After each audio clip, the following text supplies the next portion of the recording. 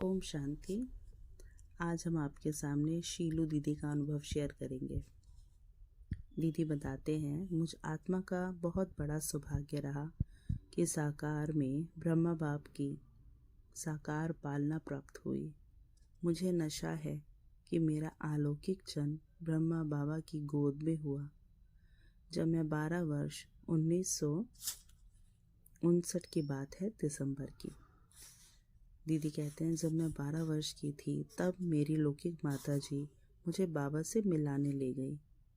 वे पिछले कुछ दिनों से ज्ञान में चल रही थी और मुंबई की एक ब्रह्मा कुमारी पाठशाला में मुझे भी ले जाया करती थी।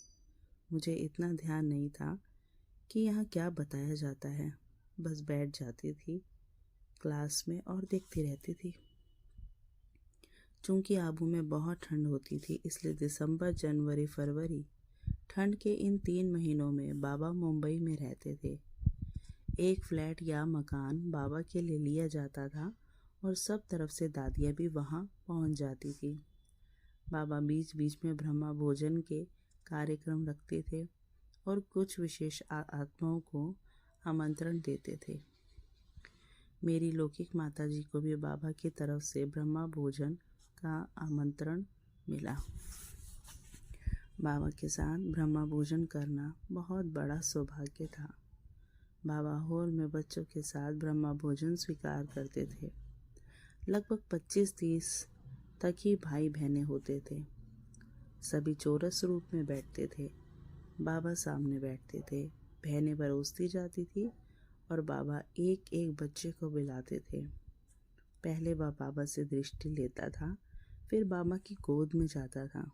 बाबा उसकी पीठ थपथपाते थे। फिर बाबा कुछ न कुछ वरदान देते थे। फिर एक एक के मुख में गिट्टी खिलाते थे। फिर वह अपने स्थान पर जाकर बैठता और दूसरा जाता था।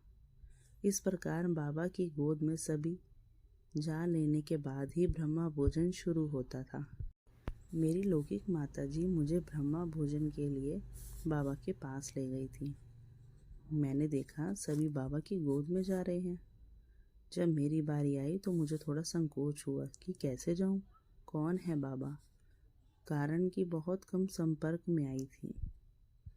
मैं तो इसी सोच में थी कि ये मेरी लौकिक माताजी के कोई गुरु हैं। बाबा ने देखा बच्ची संकोच कर रही है तो बाबा ने ही बुलाया, आओ बच्ची, आओ बच्ची। तो जैसे चुंबक सुई को अपनी ओर खींच लेता है, इस प्रकार का मुझे अनुभव हुआ। मैं दौड़कर बाबा की गोदी में गई। सिर बाबा की गोद में था। बाबा ने पीठ थपथपाकर कहा, बच्ची अपने पिता के पास वापस आ गई।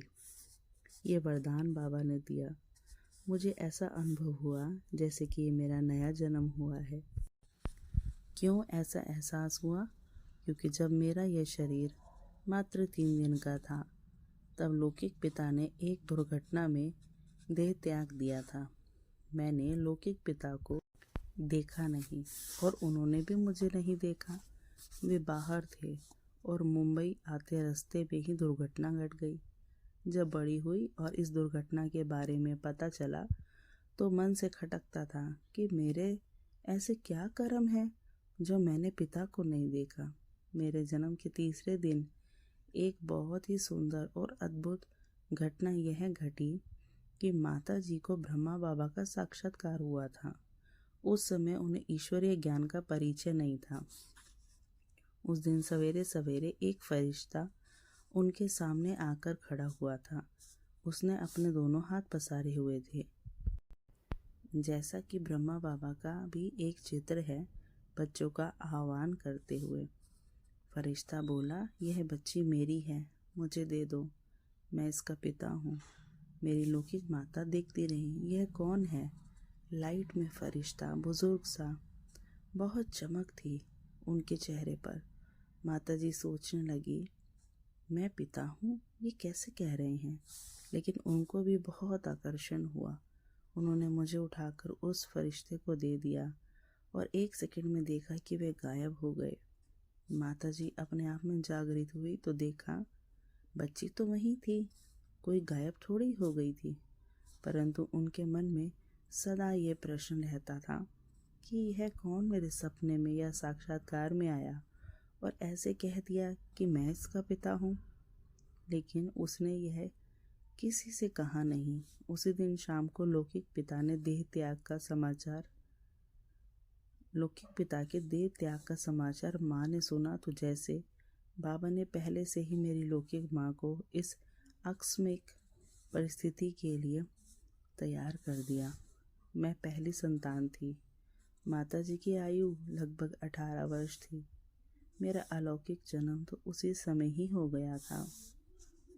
तो जब मैं बाबा की गोद में गई तो मुझे लगा यही मेरे अलौकिक पिता हैं। इस प्रकार ब्रह्मा बाबा में ही मैंने लौकिक और पारलौकिक दोनों पिताओं को देखा। दूसरे शब्दों में एक ब्रह्मा बाबा में ही तीनों पिताओं की अनुभूति की। अच्छा, ओम शांति। आगे के अनुभव के लिए आप मेरे चैनल पर जुड़े रहें। शुक्रिया बाबा।